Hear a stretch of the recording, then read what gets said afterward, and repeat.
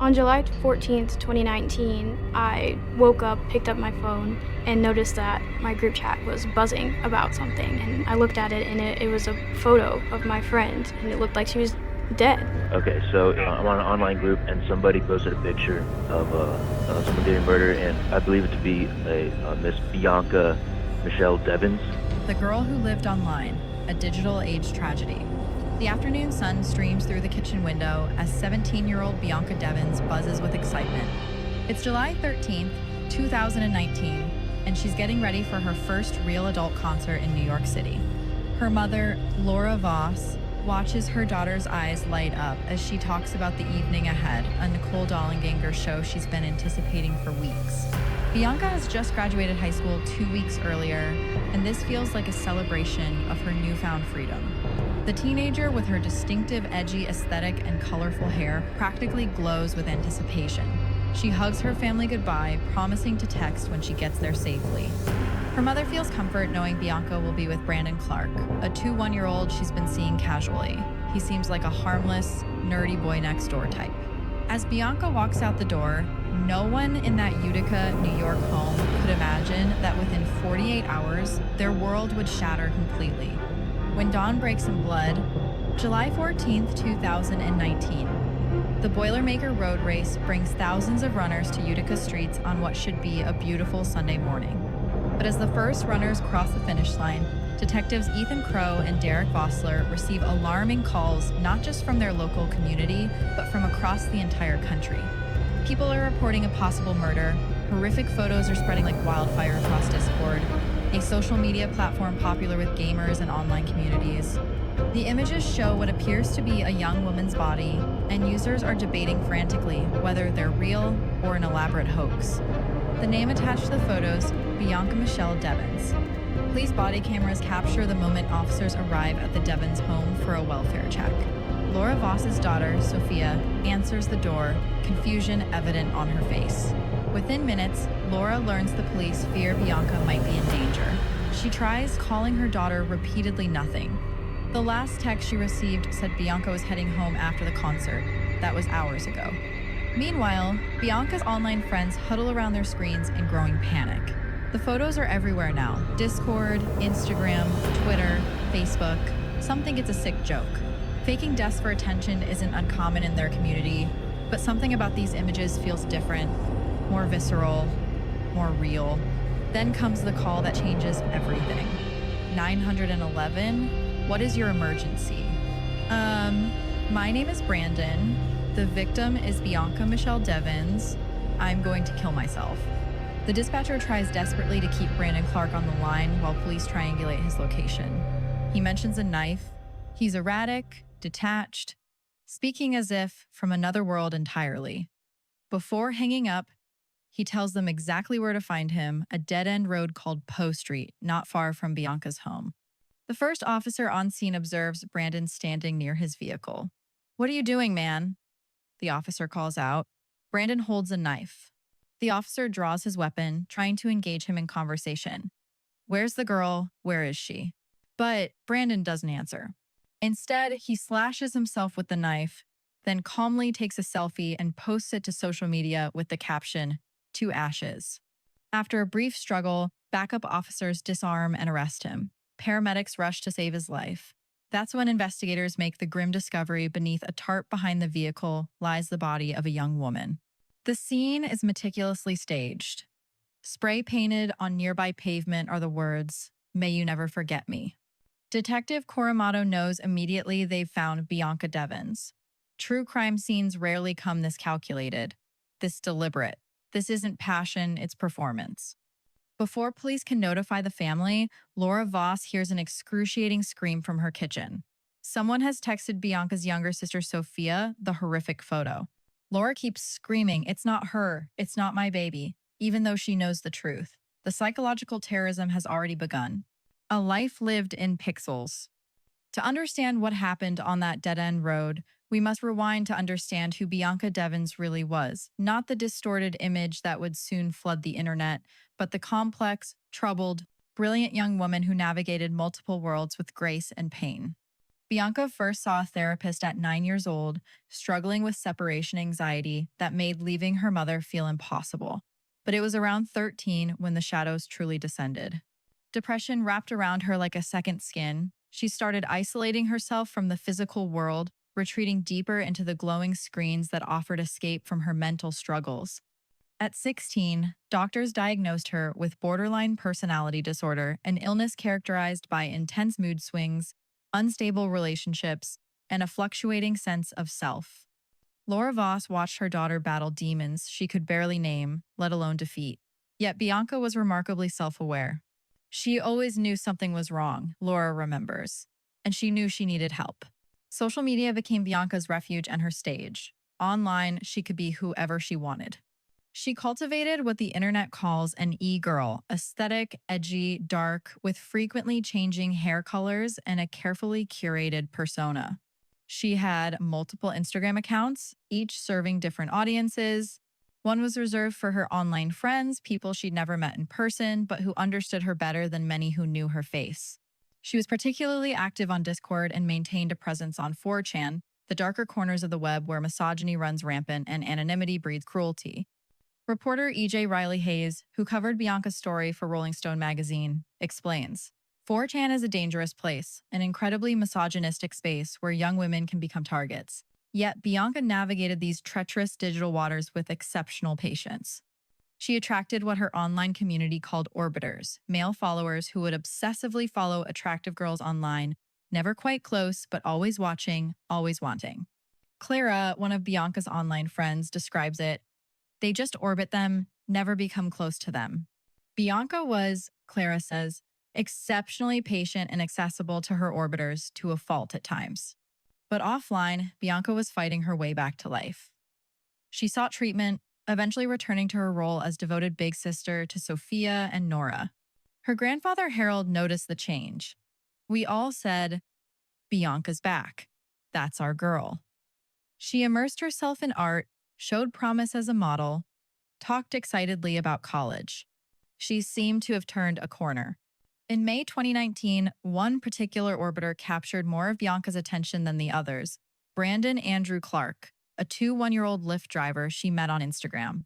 Their friends describe him as unremarkable, just kind of like a normal one of these weird guys in the community.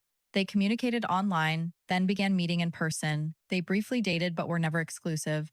Bianca had made this crystal clear to Brandon. She wasn't interested in a committed, monogamous relationship.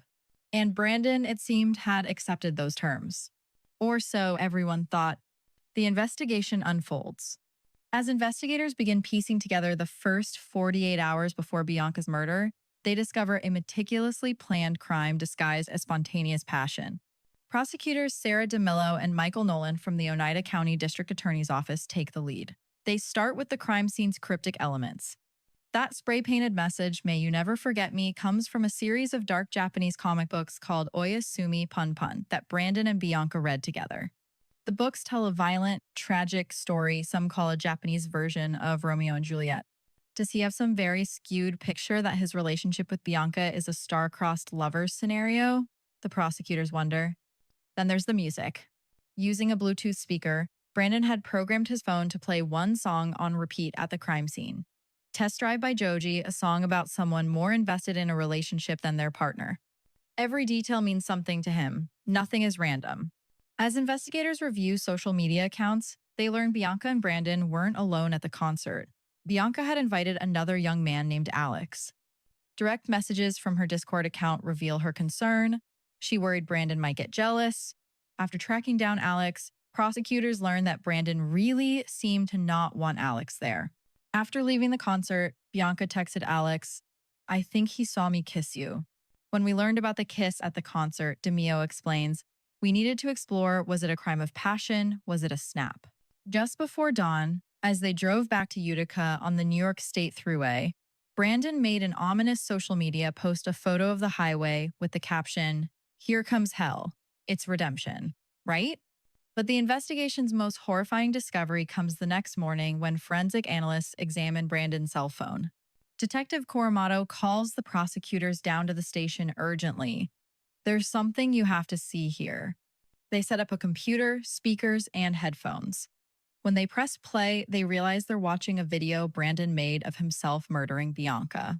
It wasn't until that very moment, Demille recalls, that we realized this was probably the most horrible, terrible thing either of us have ever seen in our life. The truth in the video reveals premeditation in nauseating detail. Bianca appears to be sleeping in the back of Brandon's car, the seat folded flat. Brandon clips his camera to a dashboard vent, positioning it deliberately, methodically. He reaches into the back seat and retrieves a knife, hiding it on the right side of the car.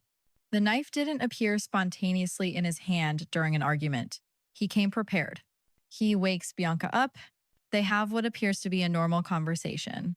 Then he confronts her about the kiss with Alex. "You know I saw you kiss him, right?" "Yeah, and I'm sorry," Bianca responds. "I'm sorry is not good enough." Bianca reminds him they weren't exclusive. She asks, "Are you ready to take me home yet?"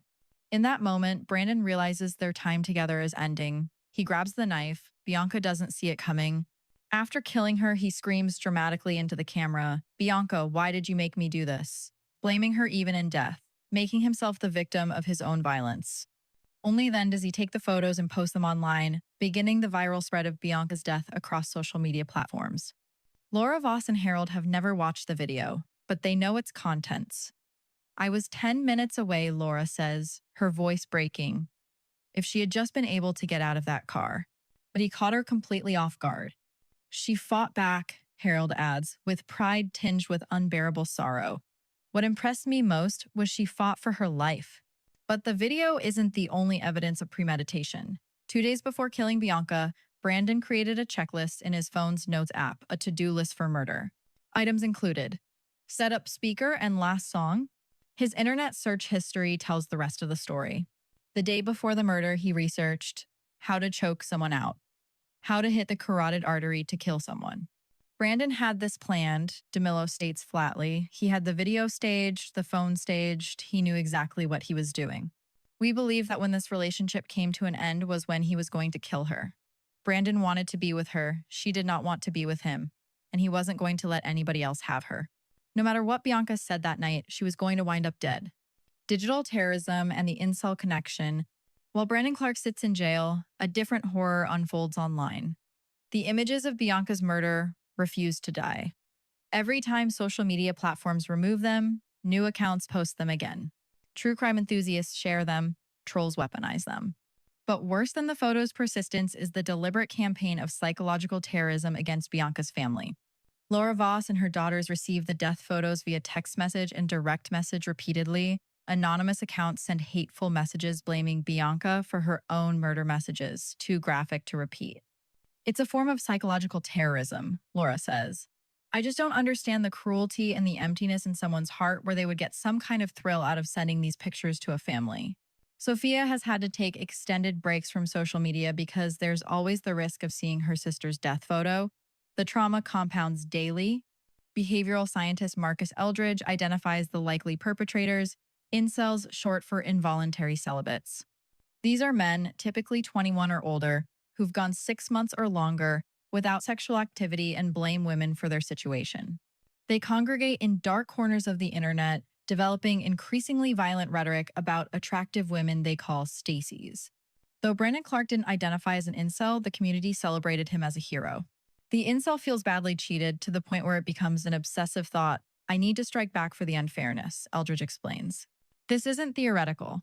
In 2014, a self-identified incel went on a deadly rampage in Isla Vista, California, killing 6 people. Since then, intelligence communities have attributed more than a dozen mass killings in North America, resulting in 50 deaths to incel ideology. It's now recognized as a terrorist threat. For Bianca's online friends like Clara, the murder served as a wake-up call. Those same incel communities were saying, "I wonder who's going to be next. I can't wait for the next victim, the next girl to be killed. We all knew we were in the line of fire. I was honestly afraid to leave my house." Justice delayed, dignity denied. 2 weeks after the murder, Brandon Clark makes his first court appearance. Bianca's family and friends pack the courtroom wearing pink, her favorite color. Clark arrives in an orange jumpsuit and protective vest, looking, as Harold puts it, pathetic. He's charged with second-degree murder and pleads not guilty. His defense considers arguing extreme emotional disturbance, but prosecutors aren't buying it. Investigators and prosecutors describe him as just an evil person that wanted to murder someone, Riley Hayes reports. That's who Brandon is, a murderer, evil. As the case heads toward trial, Bianca's family faces a new nightmare. The murder video might be played in open court. My last memory of Bianca is her full of life. So excited, Laura says. To have to see her in her last moments, how she was brutally murdered, absolutely traumatizing, and something no one should ever see. But in February 2020, shortly before trial, Clark suddenly pleads guilty. I know that sorry is not enough, he tells the court. I know that won't take back what I did. He claims he wants to spare the family from seeing the details of Bianca's murder. Laura doesn't believe him. Her suspicions prove correct. 5 months later, Brandon tries to withdraw his guilty plea and go to trial. The request infuriates everyone. Don't play games, Harold says. Take your punishment. Give this family some peace. Laura believes she knows why he changed his mind. He found out media and production companies were interested in Bianca's story, and he wanted to be able to tell his side. During the hearing on his request, Clark takes the stand and blames his public defender, Owen Kingsley, claiming inadequate representation. But Kingsley testifies he visited Clark at jail 15 times before the plea, sometimes spending 4 to 5 hours with him. He encouraged Clark to go to trial, but Clark insisted on pleading guilty. Prosecutor Victor Lang destroys Clark's argument during cross-examination. You're making claims that Mr. Kingsley didn't do his job, but you don't know that, correct? With the resources I was provided, it looks like he did not do his job. And again, what law school did you go to, Mr. Clark? I did not go to law school. Right, so you don't know that, correct? Correct. The judge denies the request to withdraw the guilty plea. Sentencing and the search for meaning. On March 16th, 2021, nearly 2 years after Bianca's murder, Brandon Clark finally faces sentencing. Family members have waited a long time for this moment. Laura Voss addresses the court. With the death of your child comes the most unimaginable, indescribable pain, a pain that time cannot heal and only seems to worsen. Harold looks directly at Clark. For the cruel manner in which you took my granddaughter's life, for the total disregard you had for a human life, for the callous act in which you posted pictures of her murdered body on social media to gratify your own selfish purposes, you, Brandon, deserve to spend the rest of your life in prison. Clark gives a statement claiming remorse. I hate myself for what I did. I'm so sorry that I put everyone through this. I wish I could apologize to her and just apologize and just take it back. Did you believe his apology? They're asked later. No, not sincere, Harold responds. That's part of his story to play, oh, poor me. It's not about what he did to Bianca. It's all about him. The judge appears equally unmoved, handing down the maximum sentence, 25 years to life. But the family knows their fight isn't over. After 25 years, Clark will be eligible for parole. He'll be in his late 40s still, with much of his life ahead of him. Did Bianca receive justice? They're asked. No, Laura says simply. Justice would be Bianca being alive. A legacy beyond tragedy. In the aftermath, Bianca's family channels their grief into action. They work with then-Congressman Julian Merrick to introduce Bianca's law legislation that would hold social media companies accountable for violent and graphic content on their platforms. We are putting social media companies on notice, Merrick announces. We are taking substantive action on the federal level to bring the Devins family peace and ensure this never happens to another family again. They've also established a scholarship in Bianca's name for students pursuing careers in mental health, honoring her ambition to help others even when she couldn't help herself. How do you want Bianca to be remembered, Laura is asked. I want Bianca to be remembered for her smile, for her bright spirit, for her huge, caring heart. Bianca always wanted to help someone, even in her worst struggles when she couldn't help herself. She helped others. The lessons written in blood. This true crime case exposes the darkest intersections of technology, misogyny, and mental health in our digital age. A young woman who lived much of her life online became a victim not just of one man's violence, but of a culture that treats women's pain as entertainment and their deaths as content to be consumed and shared. The 48 hours surrounding Bianca's murder revealed how quickly tragedy can spread in our hyper-connected world and how slowly justice and healing come. Her death photos circulated faster than truth. reached more people than her art ever did, and became permanently lodged in the internet's dark corners, despite her family's desperate efforts. Brandon Clark's methodical planning demolishes any notion that this was a crime of passion. He researched, he prepared, he staged, he filmed, he posted. Each action was deliberate, calculated to create maximum impact to ensure that, as his spray-painted message promised, no one would forget. But what should we remember? Not the images he created, not the narrative he tried to control, not his name or his face or his pathetic attempts at martyrdom. Remember instead a 17-year-old girl who fought depression and won, who helped others when she couldn't help herself, who sang Puff the Magic Dragon to her baby sister, whose eyes lit up talking about her future. Remember an artist, a sister, a daughter, a friend navigating the impossible landscape of being a young woman online in 2019? Remember that Bianca Devins was a person, not content, a life, not a meme. A daughter whose mother still wakes up screaming, a sister whose siblings can't safely use social media, a granddaughter whose grandfather will spend the rest of his life wondering what he could have done differently. And remember that somewhere out there, other young women are still orbited by men who see them not as people, but as objects to possess or destroy. They're navigating platforms that prioritize engagement over safety, algorithms that spread violence faster than compassion, communities that celebrate murder and terrorize victims' families. Bianca's law hasn't passed yet. The photos still circulate, the incels still gather, the orbiters still orbit. The fight for justice, real justice, the kind that prevents the next tragedy, continues every day. Because 48 hours can destroy a life, but healing takes a lifetime. And some wounds in this digital age may never fully close. If you or someone you know is struggling with mental health issues, please reach out to the National Suicide Prevention Lifeline at 988 or text HOME to 741741 to reach the crisis text line.